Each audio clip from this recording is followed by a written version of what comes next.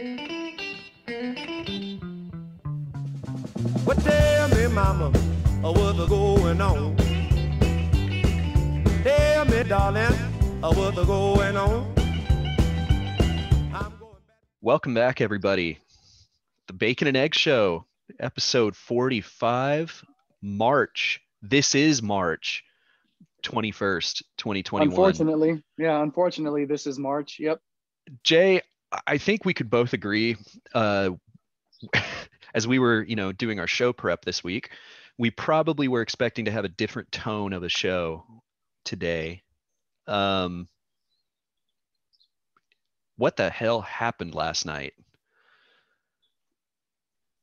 It's a whole lot. We're going to talk about a whole lot of what happened, what didn't happen, what should have happened, what still probably should happen going forward. Yeah, what should most likely happen in the very near future. But man, that was not the result that we expected with the first round for the Running Horns. Obviously, bowing out last night to 14 seed Abilene Christian. I just saying it sort of stings, but Abilene Christian deserved that win last night, and we'll talk about why, man. But where do you want to start with this? I mean, we could start with the fact that there are 5 teams from the state of Texas that reached the round of 32, which Baylor, Houston, Texas Tech, North Texas, and Abilene Christian. You don't see the Longhorns in that list. You could also talk about how the Big 12 went 6-1 in the first round of the bracket. Who was the one? Who was the one that blew it? Oh, wait. The conference champion. The conference champion, Texas Longhorns, man. So we could start a lot of places. How do you want to attack this? Because there's a lot to get after today. I don't know. That's here's the deal. I don't know where to start with this. No, I know exactly where I want to start. You have a team in Abilene Christian that you knew coming in forced the most turnovers of anybody in the entire country. Like, this is what they're known for. They're known for that brand of basketball. Their hands are always in passing lanes. You know, one of the stats that is not kept in basketball that I wish was kept is deflections. And their hands, they're disruptive. Everything that they do is disruptive. And Texas somehow was not prepared for a team that they knew was going to come out, and because they don't shoot the ball well. They didn't shoot the ball well all year. They're not an offensive team. That's not how they won basketball games. They're going to come out and put pressure on you and make you make the mistakes. Well, Kerry, Texas had 23 turnovers last night. It fed right into Abilene Christian's game plan. You're not going to win many games when you have 23 turnovers and you only force 11. Minus 12 in the turnover battle is where I wanted to start on this, Kerry, because when you have a set of senior guards like Texas has, when you have the experience that Texas has on that roster, you wouldn't expect that team to go out there and look like they were the 14 seed, like the stage was too big for them last night. And that's what it just looked like from Jump Street for me. That is actually tying into where, for me, this whole conversation starts. And I think where we're eventually going to end up in this conversation, and that's preparation and coaching and the lack thereof of what happened last night. There were these quotes after the game from Shaka Smart about, yeah, the guys they had nerves. They just, these kinds of quotes about them not being ready to go, the stage feeling too big for them, all those kinds of things. This is a team that just won the Big 12 tournament against, they beat a really good Texas Tech team. They beat a really good Oklahoma State team. They've been playing in the Big 12 all season. And somehow Abilene Christian was too big of a stage for these guys. I don't get that. I don't understand that at all, because that's basically Shaka Smart outright saying, I didn't prepare. I didn't have these guys ready. And you mentioned it, this group, the seniors on this team, the guys that aren't seniors, that have been around for a while, that have this was too big of a stage. You couldn't get the nerves. Even at halftime, you couldn't get these guys right. And Yeah. and that links in with the turnovers. That links in with the way that they played. These guys it was deer in headlights against Abilene Christian. If that stage was too big, what do you do playing in the next round? What Yeah, does it's this team do in the Elite UCLA or Eight? whoever. Yeah, Yeah. I mean, like, would you? It was just it was an absolute no show last night. completely, I mean, completely. just a no show. Like, here's the thing. And look, credit to Uh, Abilene Christian. Like no, that's full yeah, credit to them on this. exactly. But Texas is that Texas team should just out talent Abilene Christian in the first round Do game. you?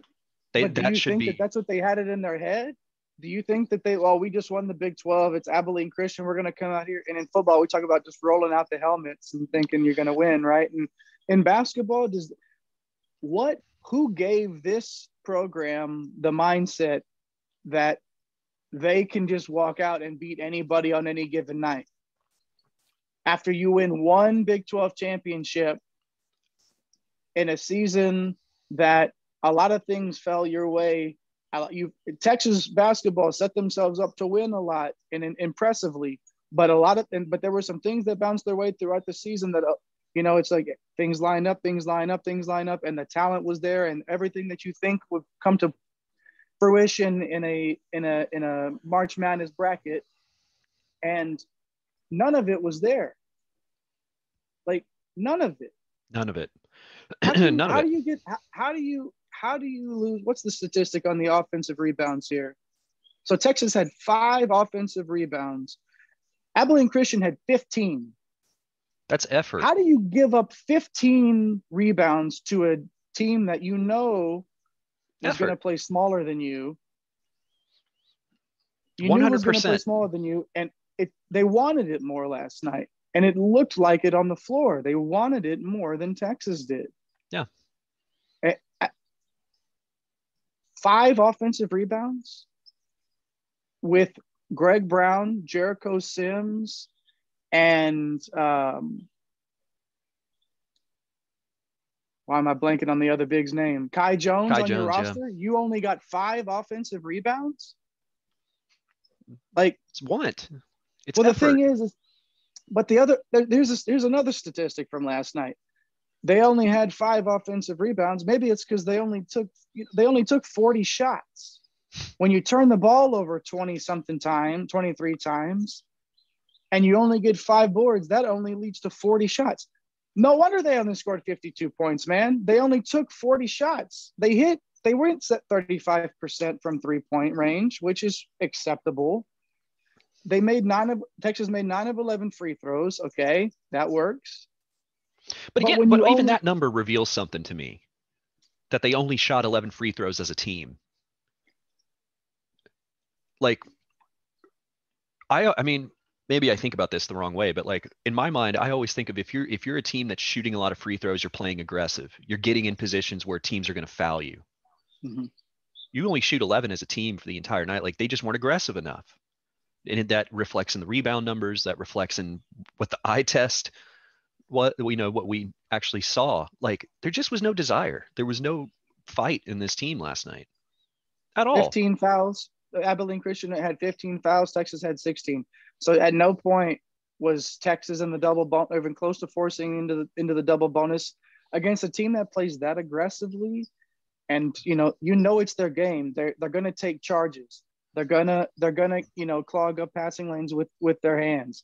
They're gonna do those things. You know what kind of basketball, the brand of basketball that they're gonna play, and you still didn't force the issue.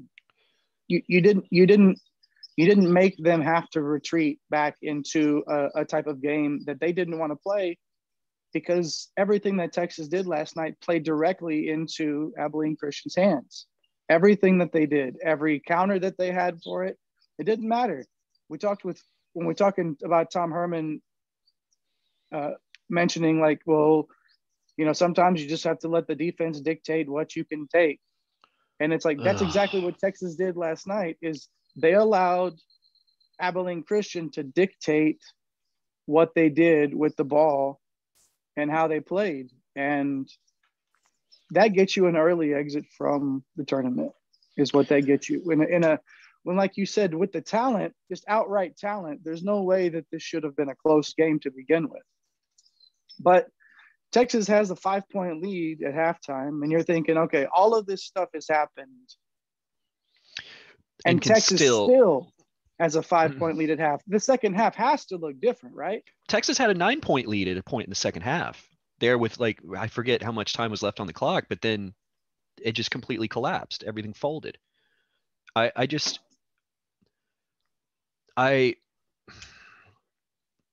We can dissect. I mean, this just comes back around to coaching for me. I know we're going to get into Shaka on this, but it was just an absolutely pathetic performance across the board. Like, it's Abilene Christian. Their coach said it after the game. He's like, we were the worst team in Division I last year, and we just beat the University of Texas. Like, just stunned about that. And credit to them. They showed up. They were prepared. They were ready to fight, and they got out of there with a win, a deserved win. Absolutely. And I'm at a loss for words for what went down with this team after what we've seen this season. That's what's so confusing for me here. I mean, yes, there's been some blips on the radar. You know, we talk about blowing that lead against West Virginia. There's been these kind of moments, especially after the COVID break, where it was kind of like, is this, you know, we've seen this with this Texas program under Shaka Smart before. Is this where they kind of like things start going off the rails a little bit? And they didn't do that. And like, but there were those little moments that gave us a little bit of hesitancy to really say like, okay, this is a team that can, you know, go far, do big things in March. And it's not like the Big 12 tournament did anything to dissuade us of that. That's what just makes this thing so bizarre in the grand context of this season. I don't like this. That was the kind of performance where, like, you know, Texas goes to, you remember the game at K-State this year that ended up being a closer one than it should have been? Like, kind of like that. Like, okay, this isn't like a Big 12, you know, last place in the Big 12 team where you go on the road, things just aren't going your way. And like, but you still, you know, they still kind of slip out of there with a win. Mm-hmm. Like, this is the tournament. It's Abilene Christian. Like, I don't know what to say. If you're not ready to play in that game, you're not ever going to be ready to play in a big game, period. In a game of any magnitude. Like, it makes no sense to me, because this is something that I'm careful, or I usually say when it comes to discussing this basketball team, and it was, you know, we'll see which team is going to show up. Because if the right team showed up, Texas was going to win that day. Any day. I don't mean yesterday. I mean any day. If the right Texas team shows up, Texas is going to win. I've screamed about how much Matt Coleman means to this team, where Matt Coleman takes this team, that's how far Texas is going to go. It's how far Matt Coleman takes them. Matt Coleman turned the ball over 7 times yesterday and looked like somebody that wasn't ready for that moment. And it's disappointing, because really one of the, you know, a good story, one of the better players to come through in a while, just in terms of what he brought to this program and his growth and development. There's a lot of good stories on this roster, and none of that amounted to anything on a Saturday night in March when big things were on the horizon for this program. None of it came together. You look at Courtney Ramey, 3 points. The worst of Ramey ball. We talk about in a joking manner, talk about Ramey ball this season, where like it's either he's a hero, he's lighting up the scoreboard, or it turns into like a comedy sketch where like his turnovers and the fashion of his play is it's bordering on comedic, and that's what it was last night. It's Ramey is the ultimate playground guy. Yeah, like the guy you walk up to in the park, and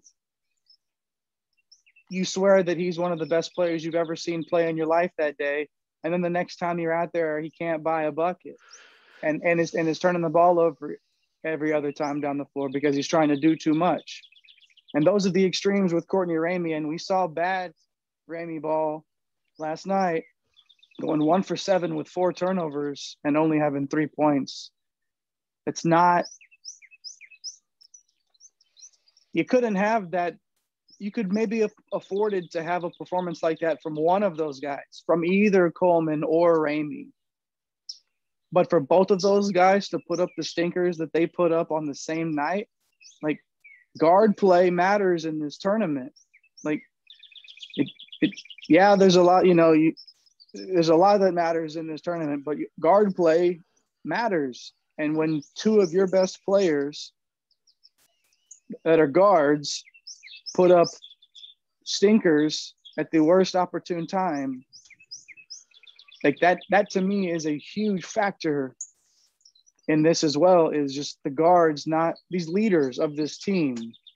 And that's something that we'll hit on later too, is just what's going to be left behind moving forward. But I mean, you couldn't afford to have that from both of those guards on the same night. Sorry. I just, No, again, it's, no, I'm you're trying to absolutely find a right. way to put this into words though. Like, and it's like, I know what I want to say but I can't say it. It's just, it's so confusing to me that this would happen in this way when, like you said, you see him go through the grind of the Big 12 conference and you see him playing their best basketball of the season at the right time to come out and to lay the egg that they did as a team in general it's just like mystifying. I don't know another word. I don't know another way to put it. I just, for me, and we can go ahead and we can get into this now. For me, this comes down to Shaka. This comes down to coaching. This comes down, for me, it falls completely on him. You don't go through this Big 12, this year's Big 12. You go to Lawrence and win by 25. You go, all these, you don't do all those things to then lose this way in the tournament. And then the kind of excuse that's given is like, oh, well, the stage might've been their eyes might've been a little too wide. The stage was a little too big. And those things, you can't say that because it's bullshit. It's just, there's no, I don't know how anybody can say that with a straight face, and just like, oh, well, they just, I don't know. They just were nervous. It was too big of it was just a big stage and they were, really,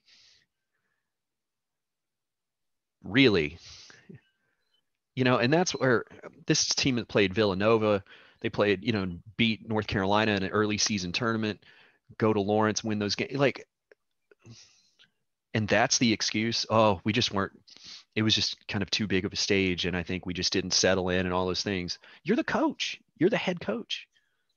Calm your guys down. Get them focused. You've had a whole week after winning a Big 12 championship to get these guys prepped and ready to go. You knew what was on the line.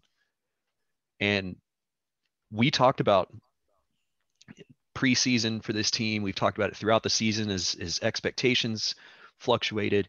But the one thing that we were all consistent on was that this team, no excuses, needs to get out of the first weekend of the tournament.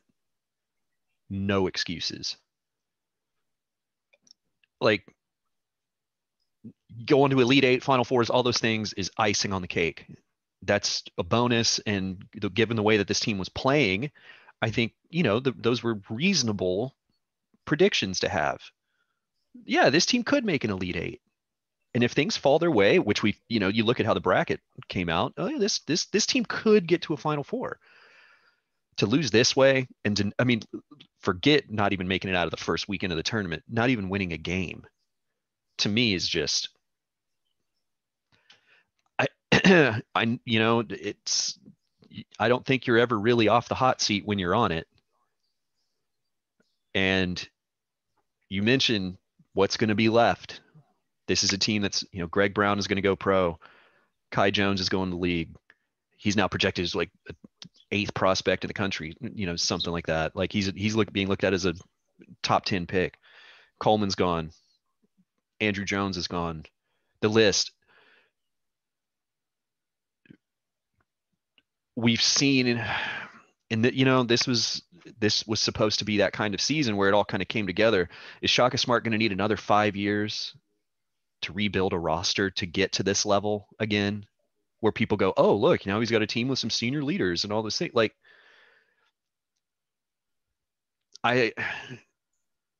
we talked about his tournament numbers, whether it was at VCU and here at Texas. I mean, I just don't. I think it's time to part ways, honestly. This was the deal breaker for me. Like, Yep. we've talked a lot about how, or I've talked a lot about how I've been very hard on Shaka for not necessarily being the in-game coach that we thought Texas was getting when he was hired.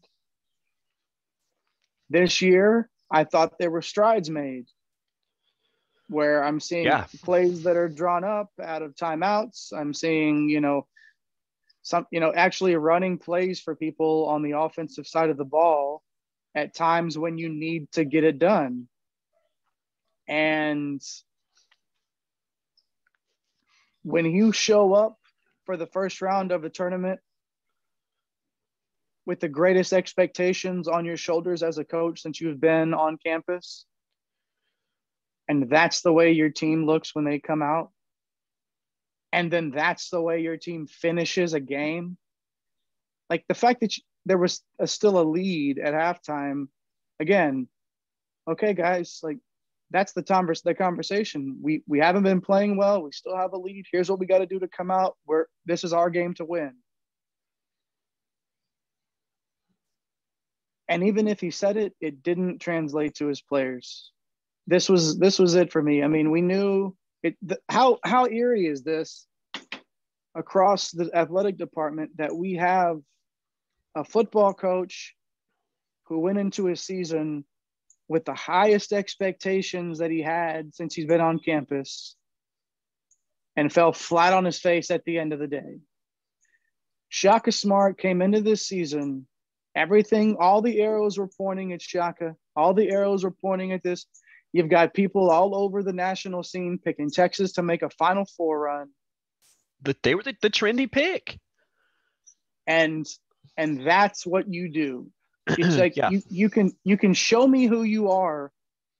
You can only show me who you are so many times before this is exactly who this guy is. Yeah, and that was at this school, at this program, on this stage, it seems like this is who Shaka Smart is. Whatever he did at VCU. 1 year at VCU, that one season, because any other year at VCU, he didn't do shit in the tournament. But that's the thing, is you look at it and it's like, this is the team. Like, okay, Shaka built up that roster at VCU that year and made a run at it. This was his opportunity to cement himself. If he would have made an Elite Eight or a Final Four, they probably would have given him another extension coming off a Big 12 championship. And instead of that, you get knocked out in the first round as a 3 seed. You don't even make it out of the first weekend with this team. If you have Greg Brown on the roster, who's going to be a first-round pick, he might not be a lottery pick anymore, but he's still going to be a first-round pick this year in the upcoming NBA draft. You're telling me that you can't find a way to use him for more than 6 minutes? Like, we'd resigned to the fact that maybe he wasn't fitting into what was going on right now. But that's not really, at this point, that's not acceptable to me, especially in a game where you got a bunch of guys that are 5'6" and 5'7" and weigh $150 on the floor, and you can't get Greg Brown out there and let him do something. Yeah, where's the adjusting? Where's the adjustment? Where's the point where somewhere in that second half where Shaka gets those guys together at a timeout and just says everything we talked about strategy, like game plan wise, is out the window. Go beat these guys. Greg, Kai, Jericho, just go out there and ball. Go over the top on these guys. Like, at what point there was no, like, just go beat them.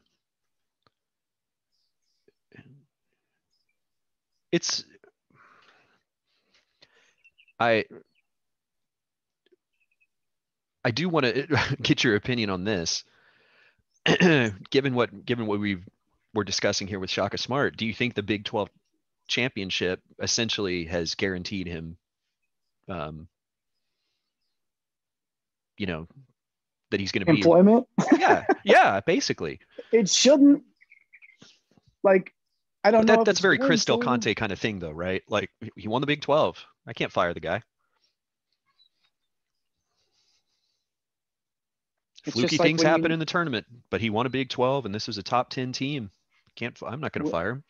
When you know what you have in a coach, it's like, how many times does somebody need to show you who they are before you believe them? Well, I guess to be fair, like, he did fire Tom Herman. Yeah, well, that was because it took how many times for Tom Herman to show him who he really was. Yeah. Like, I mean, that it took him too long to do that. Now it's like next year with basically starting from scratch, really. When Shaka started this season before the transfer, 100% of the scoring from the previous year's team was returning. What's the number going to look like next year? 30%? Well, who's back? That's what I'm trying to think. I'm trying to think who's actually going to be back. That's what I mean. Like, who is it? Why would you bring back a coach knowing what this roster is going to look like next year after he's shown you exactly the type of coach that he is? It's like you cut losses now, you cut bait now, and save yourself from going 14 and 17 next year and being even more of an embarrassment than it is right now. Yeah. You cut it's time to cut bait here.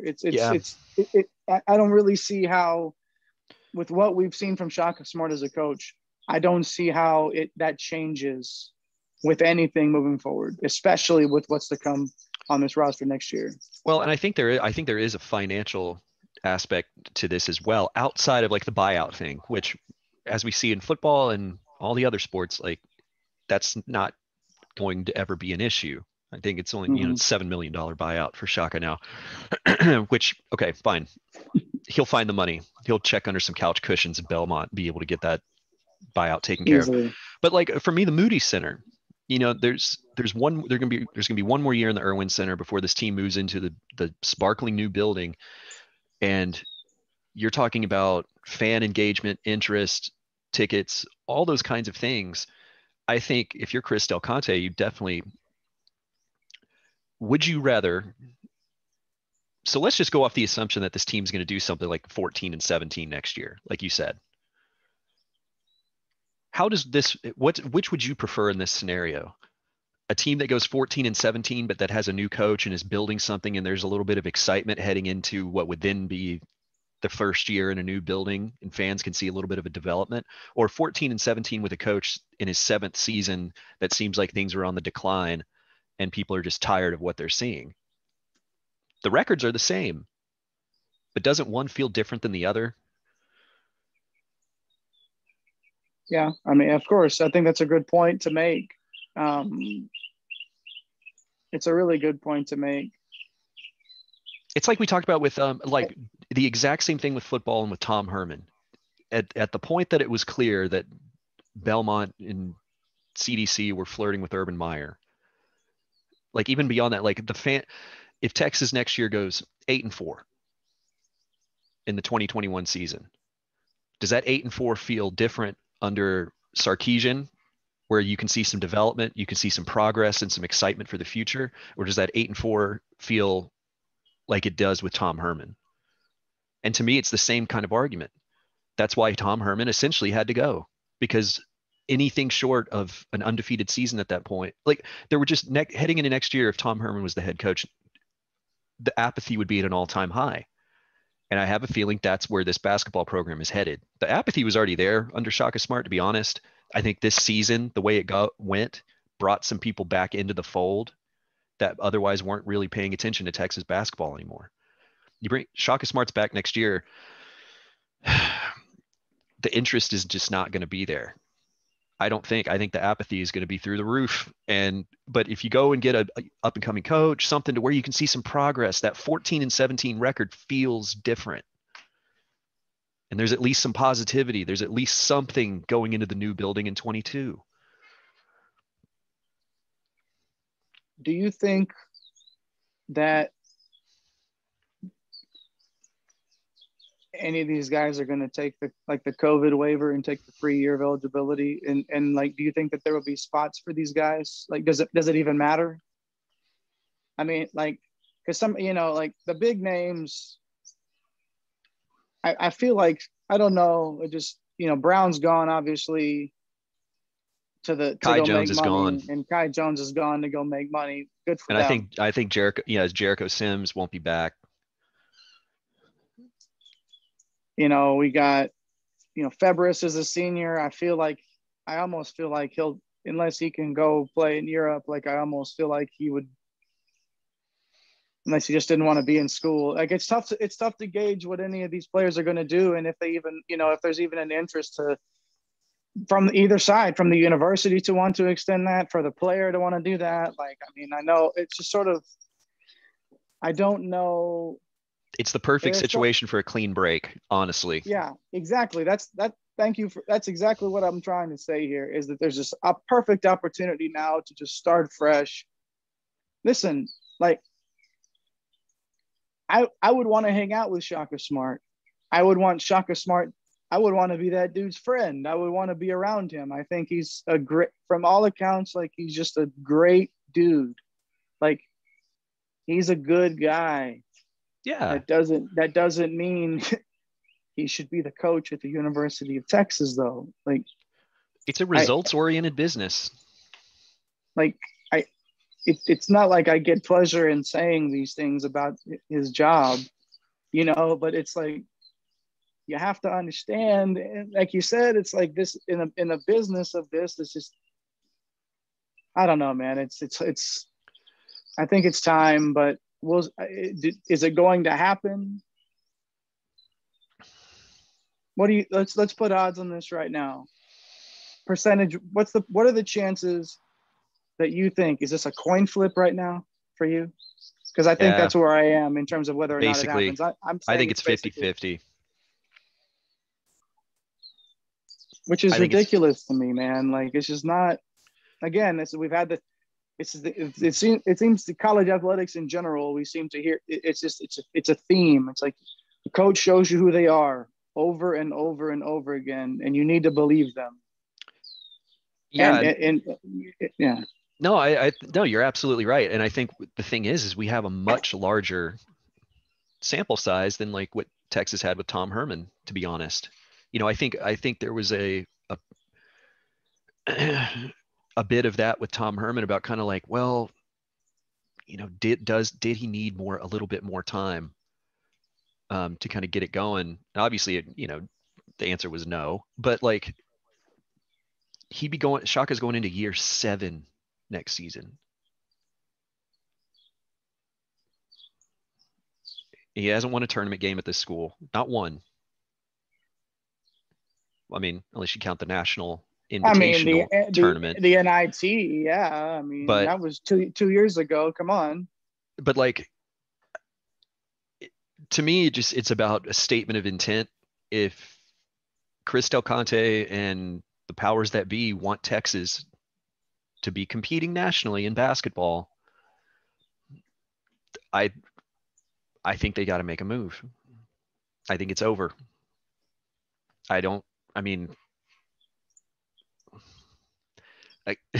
That's, and again, we know these athletic departments are essentially, they want to make as much money as possible. And that's why if I'm someone over there and it's like, all right, you want to bring them back? You sure? You're going to have a hard time selling those suites in the Moody Center for basketball games.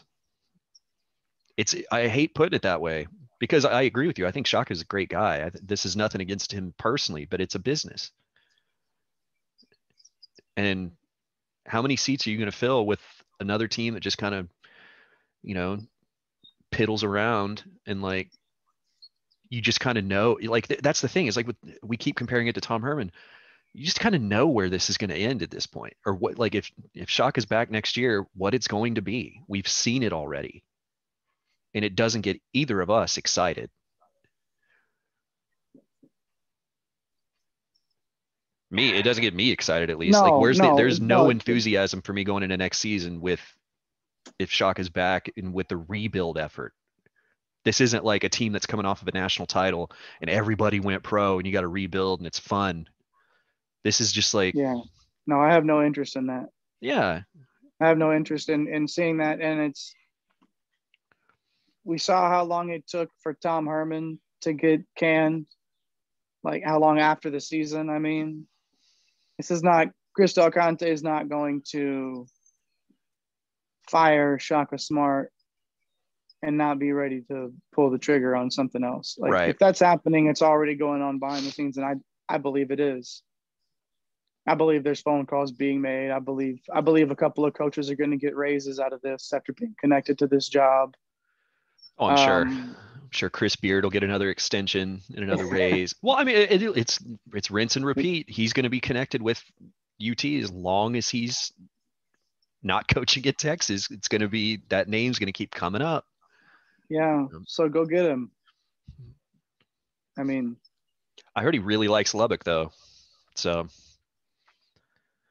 Really though? Like, apparently, I don't know. It's just his kind of town, or what? I guess, man. You mean it's not your kind of town? You don't love. You don't dig hanging out on the high plains over there? I'm not different a fan. Strokes for different folks, you know. Yeah. But if you like a place, you like a place. That's great. And he's gonna, he's obviously really successful. Like I think Tech will do well in this tournament. I have Tech making a deep run in this tournament on my bracket, and I think that they will. He's a good coach. He just is. Like, it's just go get him if you want him. But yeah, I mean, he'll probably get another raise, like you said. There's calls being made already. Well, there should be. That's what I was going to ask you, right? You agree, like this should be happening already, like this is something. Yeah, I think there should be, and I think a lot of that. I think a lot of it will be dictated by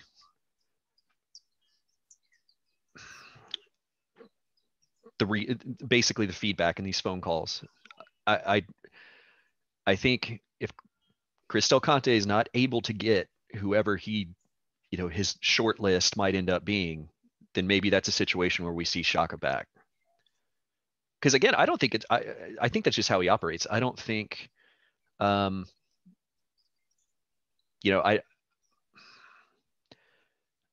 don't think the money's going to be an issue in terms of a buyout.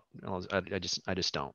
I don't think that's going to be a problem. I mean, what was it? I know different basketball like fandom here, but Indiana just sacking their head coach, and the buyout was personally funded by one donor for IU basketball. One said, "Here's the buyout for $10 million." And it's Indiana. I mean, that's one of the true blue bloods in college basketball. So of course that's kind of their, they're going to do that. But Texas has the money. That's not going to be an issue.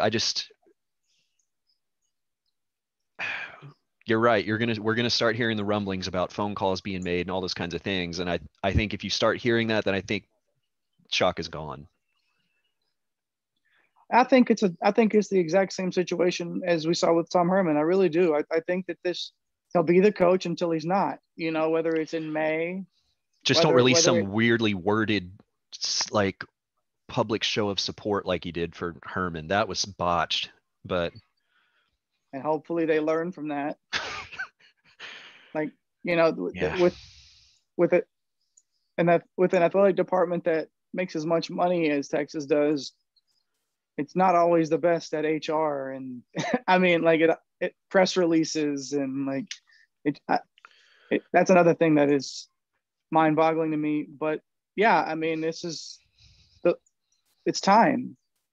Like, and like you said, the only way that it doesn't happen is if every single person says no. If they can't make somebody say yes, then then we see Shaka back to, do what? I don't know. But it's the same situation as Tom Herman, where he's the coach. And then all of a sudden, He's not. we're going to get 14 notifications on a random day 8 weeks from now that says Shaka Smart's out and this guy's the new coach. Yeah. I do also think it kind of struck me here. I do think there's also probably some personal investment in Chris Del Conte making a move as well. I think, everybody was talking about the Sarkisian hire, like, okay, he's pinned his legacy. Chris Del Conte has pinned his legacy to this hire. Like, this is how he's going to be remembered, whether this Sarkisian hire fails or is successful. I do think, because he didn't hire Shaka Smart, I do think there's a bit of hedging the legacy here for Chris Del Conte in a way. Like, what if Sarkisian doesn't work out? Okay, but hey, I also hired a basketball coach that took Texas to a Final Four and like built a program out of that in a new building in the whole thing. I do think maybe there's kind of hedging his bets that knock a basketball hire out of the park, or up to get my sports analogy proper here, have a slam dunk hire for a coach, and it maybe takes a little bit of a pressure off of, when we start getting to year 4, year 5 of the Sarkisian run, and if things aren't working out. Not suggesting that's going to be the case, but still. Like, how many coaches has he actually hired at Texas? And there's a lot of these that are holdovers from the previous regimes, and specifically in the other big men's sports with baseball and basketball. He wants to have his print on those programs. So I think there's that at play as well. So he does a lot of things well, Chris Del Conte. He's good with interacting with fans. He's good at raising money. He's good at the donor stuff. Like, people pleasing seems to be Chris Del Conte's thing, which is great for a Texas athletic director. Yeah, you need that. You need that. Like, you need somebody that wants to play the game, because that's what it is. You're playing a game. Yeah. With this much money on the line, it's all a game. How much are you willing to play it? And if he can talk the right guy into thinking that this is the right job for them, it gives me confidence that Chris Del Conte can get it done, because we saw him do it with Steve Sarkisian, who would have probably been fine to stick around at Alabama as the Alabama OC until the job that he wanted came up and presented him an offer that he just couldn't turn down, which happened to be the University of Texas. You can convince somebody, and if anybody can do it, I feel like CDC has the tools in his chest to do it all, aside from the money. Yeah. To do it. Yeah. So we'll see if it happens, man. I do feel like I feel like it's better than a coin flip. The longer we go into this, I feel like it's better than a coin flip that Shaka's gone, just because I feel like CDC he wants to, like you said, this is his legacy too. If he doesn't make this hire or this decision and open up a new basketball arena with something that falls flat on its face, that's on him. I don't care if you've just built the place. If you can't put butts in the seats because the product is not good, I don't know what to tell you. So yeah, you want people to be excited for opening night. The more and more we're talking about this, the more and more I'm convinced that Shaka's gone. And we'll see how Del Conte and this athletic department handles this moving forward. We'll see if we start hearing those whispers from the big donors, from those, from those big names behind the scenes. And when that stuff starts to trickle out of Belmont, I think it's a wrap. It's a wrap. Yeah. Yep. I think one last thing on this before we move on. I do think that this Texas basketball job has some inherent factors to it that I think are more attractive, like maybe not more attractive than like with the football situation, but like given the kind of lack of history with this program in terms of winning big things, one Final Four appearance and, basically that's it, 1 year of Kevin Durant. Like this is, Texas is a big program. It's a big school with all the money, but like CDC can make the pitch to whatever coach that, like, if you come here and succeed, you can basically make this program whatever you want it to be. You know, Sarkisian's got to deal with the legacy of Mac Brown. He's got to deal with, you know, Darrell Royals, like all the history and everything of being a blue blood at Texas, you know, with Texas football. There's not that pressure there for a basketball coach here. So you can get paid well. You can build this thing and make basically the new arena your, like, you can build your culture out however you want to do it. That's got to be attractive. You don't got to deal with the boosters that Kentucky and the Dukes and the Carolinas deal with, or Indiana. You know, you don't have to deal with those kinds of things at Texas with basketball, which still in my mind is mind boggling that, like, how has this program not figured it out? Like, in this, like, I don't get it. And everybody's hands off with it. Like, how is that not an attractive pitch to a coach out there? Come to Texas, you're not going to get bothered, and if you win games, you're going to be a hero, and they'll build a statue of you. Oh yeah, and you see Simple the as leash, that. You see the leash that Shaka Smart has. Yeah. Like, I mean, if that's what you think is the standard, like, I'm gonna get 6 years to do that. Like, I can do better than that. Yeah. I can win a tournament game. I can make the NCAA tournament consistently just with the guys that I can get on campus at Austin. And then what happens on top of that, you know, we'll see what could happen. Like, that to me is this should be the mindset of the next guy coming in here. It's like, well, if I'm gonna have at least this amount of time to, and you know, CDC might work differently. It might not give a 6, but still, like, it has to be in the back of your mind. Like, I'm sort of off the radar. Like you said, like, this is not, I'll never be the number one show in town. Even in the off season, it's still football. I'm still overshadowed by recruiting and by what's all the, you know, like, spring practices are coming up, with, you know, and all that stuff. But like, why not? Why not come and you get to live in Austin, like, and you get to play and coach in a good conference, in a brand new arena, the whole thing. Like, that's where I don't think he's going to have any issue recruiting a coach. No, I agree. So, yeah, well, that was a fun game last night. I'm definitely going to enjoy that one for a long, long time. I know we were kind of having the discussion before the show about, like, where does it rank in all-time Texas sports? Like, and honestly, it's hard to, like, even think of anything that has the factors that one had last night. Abilene Christian. Anyway.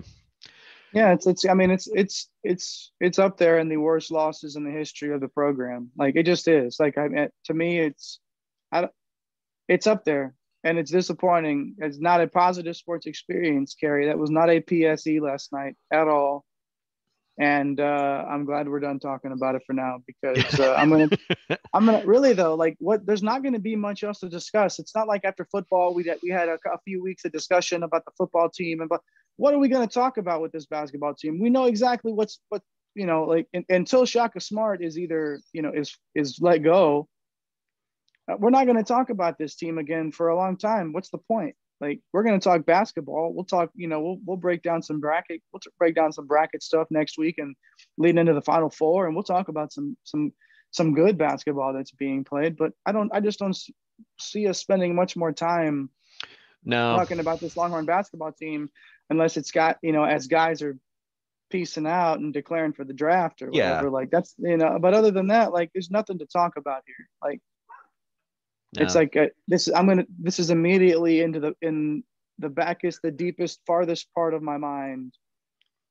And I don't care to really think about this season again until we start talking about it again, how disappointing it was next year. So yeah, let's I guess we got some positive stuff with the Slug and Horns. Yeah, we can. Yeah, let's mention that. Yeah, Texas opened up Big 12 play in baseball this weekend, and Game 3's today, but Texas taking the first 2 of that series against Baylor. Horns up to number 10 in the country. We talked about how they've been putting it together and kind of fighting their way back from that rough start, that opening season tournament. But yeah, they're looking good. They've got a Incarnate Word coming up, a little midweek game, so should be able to fine tune some things there. And then Oklahoma comes to Austin next weekend, so chance to continue some momentum in in Big 12 play. So they're looking good. They're putting up runs and, some good timely relief pitching in Waco this weekend. So pulling the right strings right now, putting Yep. the right guys into positions to be successful, and you're seeing guys develop too into really what their roles will be as Big 12 play progresses. So it's good to see that some of that's coming together for the baseball team, and it's like you said, I've already won the series against Baylor in Waco with the rubber, or not the rubber, the final game, the go home game tonight, or actually 1:00. Early one, I think. So early game today for the go home game. So, but Texas keeps winning series and the schedule is going to really start to pick up here and get tougher. And a midweek game in a couple of weeks coming up against the Aggies in College Station will be one to watch as well after a series against Oklahoma in Austin. So it's the baseball team's doing what they need to do, taking care of business, finding ways to win games, whether it's timely pitching, like you said, timely hitting, getting runners over when they need to. It's just, it looks like that's going to be a team to really follow as the end of the season approaches, and somebody that, and something that will definitely start to dive a lot more into as this season progresses. Yeah, for sure. They're going to maybe take the PSE mantle for hopefully coming up. We'll see. We're going to have lots of options hopefully for PSE here in the next, the coming weeks and months. For what? PSE. Oh yeah. Okay. Positive sports experience. Yeah. Not the exactly. miserable sports experience of last night, but hard pass. Speaking of potentially positive sports experience, we've got a spring ball, Longhorn football spring ball starting in 3 days. 3 days it's kicking off. Spring game is April 24th, but I think we've joked about on here, like really looking forward to hearing about how things are so different now, how the training regimen and the weightlifting and everything is just mind blowing, and everybody's excited for the new regime. And there's never been a spring practice like this.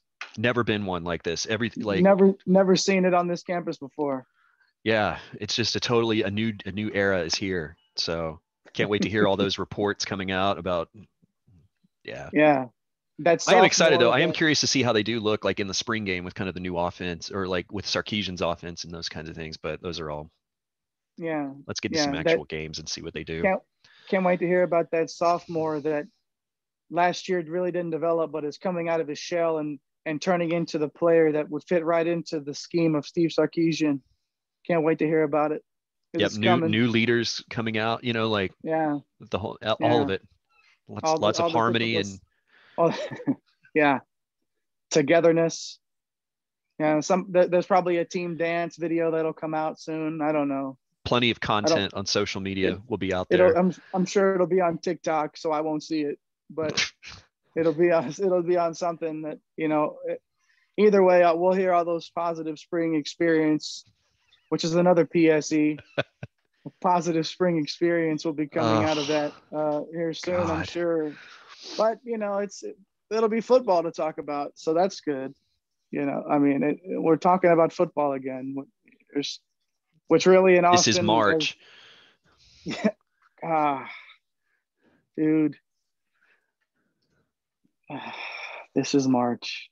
Come on, man! It was supposed to be a good March. We were supposed to be saying this is March in like a few weeks with this basketball team. But anyways, just had what's that called? Mosquito hawk almost just hit me in the face. That's not the right name. Got to be careful, man. That's the risk of recording outdoors. Is those mosquito birds will could take you out. I'll get you, man. Yeah. So when's the spring game for Texas? What's the April date on 24th? That? April 24th. Yep. So really a full month of spring practice that we'll get to discuss before talking about a spring game, where we've been teasing that live spring game broadcast, right? Like you never know. I mean, get those media credentials. We'll see. Yeah. Yeah. Why not? Ain't no telling. We might work that out. So, but yeah, football's back. So can't wait to hear how close to being back Texas football is this spring. So we'll get into that for sure. But to switch over to another kind of football locally, football. Austin FC actually had a preseason game. They actually played an opponent, the OKC Energy Football Club from USL, the second division, second tier of US soccer. 5-1 win for Austin FC.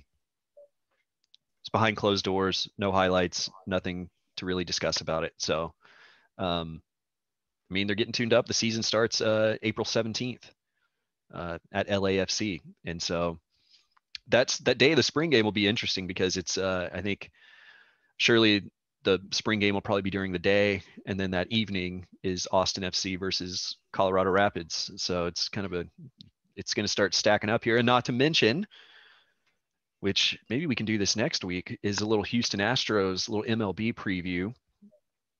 Jay's got the Astros gear on today, and that season's getting ready to get rolling. So spring is getting tuned up, man. It's spring has sprung, Kerry. Yeah, I mean, this is March, so spring is here. So damn. So you gonna watch any of the tournament today, or like? Yeah, I'm gonna watch it because I want to All right. watch good basketball. Like this is gonna be some. That's not the taste I'm gonna leave in my mouth, man. Come out of this, I'm still excited for some good basketball to be played, and I think it's gonna be this Big 12. We talked about there being 5, maybe 4 or 5 teams in the Big 12 that could make it to the Sweet 16, and that's really what I'm gonna be focusing on over the next couple of days is how the Big 12 performs because there's some good basketball being played. But yeah, I'll still watch. You gonna watch any? Yeah. I mean, I'm still gonna watch it. I am. I was just thinking, like, what would be Abilene Christian winning the next game or getting blown out? What would be the better outcome there? Like, I see. I mean, yeah, it'd be cool. I mean, if they go and get blown out, does that just sort of solidify the fact you're right? You need to get rid of Shaka Smart, right? There's kind win, of. Then it's kind of like, hey, they're the Cinderella, and like, hey, you just kind of got the.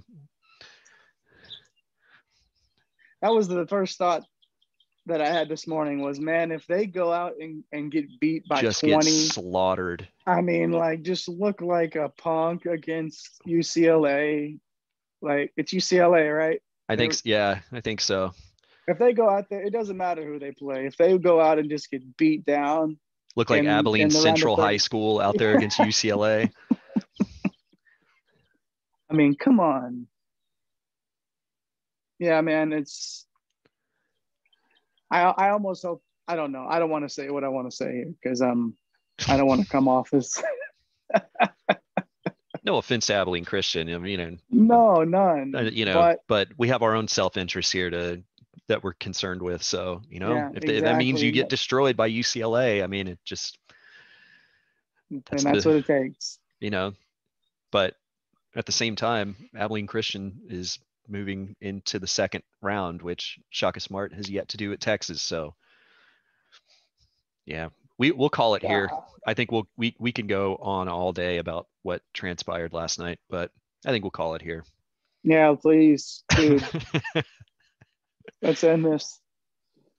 Good show today, though, man. I mean, it's tough to talk about these things because you don't, again, it's like you don't want to disrespect the guy because whatever, all the things that we can say a lot of good things about Shaka Smart and the type of human being that he is. It's just not. It's not the right fit. It's time. But yeah, we'll hopefully have some positive sports experiences to discuss next week. We'll talk a little bit more tournament stuff next week. Maybe some players to watch for the remainder of the tournament. But yeah, man, good show today. Let's do it again next time. Sounds good, man. Let's do it. Thanks everybody for watching. Peace. See ya. TX representing Fatal, baby. All in 06 on a Saturday.